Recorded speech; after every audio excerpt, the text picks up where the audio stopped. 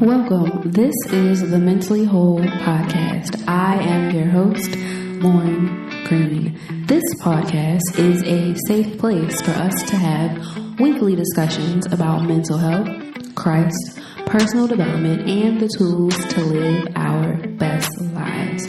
Stay tuned for a new episode. Hey y'all, welcome back to the Mentally Whole podcast. This is your host, Lauren Murray. I hope you guys are doing well. I haven't really recorded in 2 weeks, so my bad, y'all. But I hope you guys are doing well. Shout out to the new listeners and the old listeners.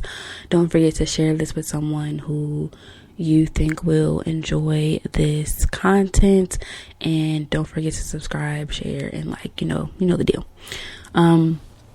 So I'm just gonna jump right into the topic today. I don't really have a lot to say, so I'm just gonna jump right in. So recently I restarted therapy. I had one session last week.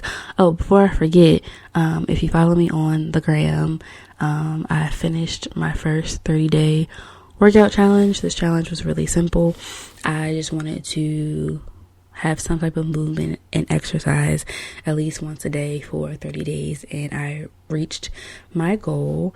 It's so crazy because I didn't think I would make it to 30 days, but I did. And it turns out I really like working out. Even though sometimes I don't feel like it, I really like the benefits after of being in a good mood, my body feeling good. So I'm going to keep this going. I'm probably going to have another challenge in August. Maybe not the same thing, but maybe a little different. So yeah, follow me on the gram to see my little reel that I made of celebration. So yeah, back to the topic at hand. I restarted therapy recently. So last week I had my first therapy session. So to rewind, I went to therapy back in 2019, and that was when I had just started out with my provisional license as a therapist, and I really wanted to go just to see what therapy was about. I was invested somewhat, but I just really wanted to see what therapy was about, almost like a check off kind of. And so I maybe was in therapy for about 6-7 months or so, and it was helpful. But lately I wanted to go back because I felt like I was overwhelmed by certain things, and I felt like I just needed somebody to talk through certain things, like an unbiased opinion. I just needed someone to talk to. And so I took notes during this session. To remind myself of the things that we talked about. So one thing that I thought was cool, we talked about languishing. I'm going to put an article about that in the show notes. So the main article that languishing came from was this New York Times article. I might put the article in the notes, I'm not sure, because after a while you clicking that article to actually pay or subscribe, which is crazy to me. But languishing is a new concept that started recently. So languishing basically is, so let me tell y'all. So basically languishing is almost feeling so symptoms of languishing are burnout, no motivation, numbness, kind of feeling stuck.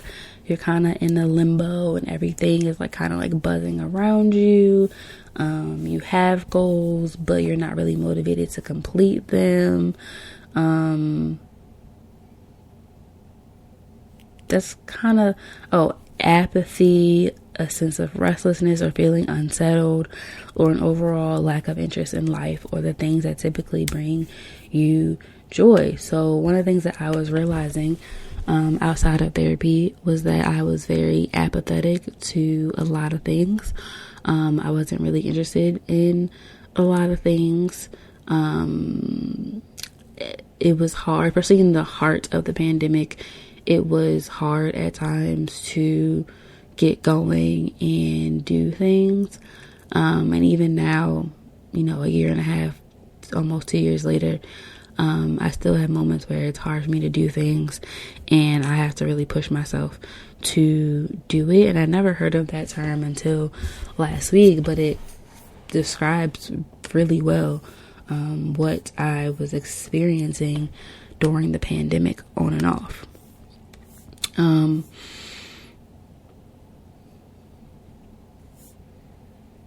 And languishing, it's kind of like, how can I explain this? Languishing,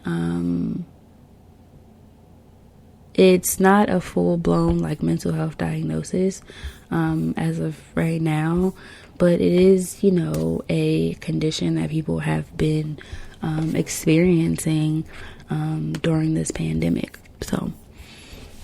So another thing that we talked about in my therapy sessions was we talked a lot about anxiety and uncertainty. And one of the things my therapist told me was, with anxiety comes fearing control. And I was like, sis, it is 9 a.m. in the morning. Like, don't you come in for my life like early. But it makes a lot of sense because in certain areas of my life, I had lots of fears, like in regards to like dating and relationships. I had lots of fear.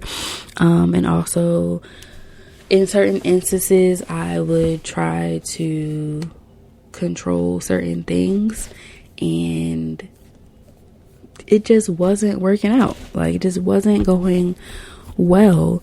And so since my therapy session last week, I've been really, writing down like, okay, what's making me anxious and why do I feel anxious about X, Y, and Z.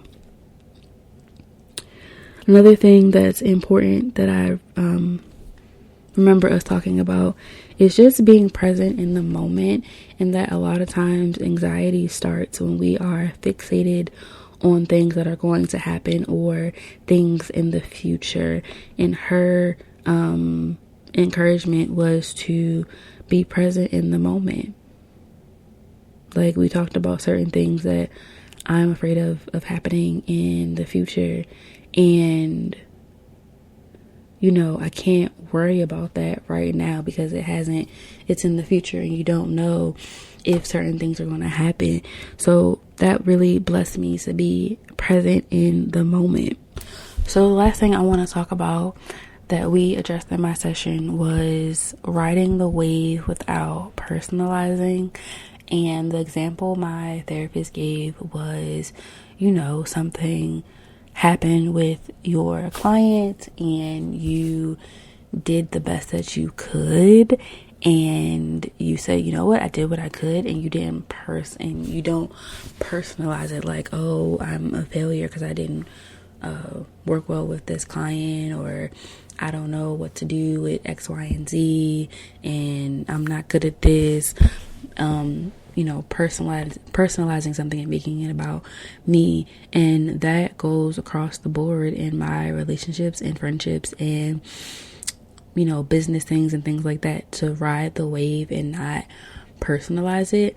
I think the one example that comes up for me is like, sometimes I get annoyed when people don't text back or call back right away. And I have to remember, like, it's not about me. Sometimes people are busy. Sometimes people have things going on that have nothing to do with you, right? So even in that instance, I try not to personalize it because sometimes it's not about me. It could just it could be about the other person. So yeah, this is basically a short episode. I hope you guys learned something from my mini lessons from my therapy session last week, and I will definitely see you guys next week. Bye.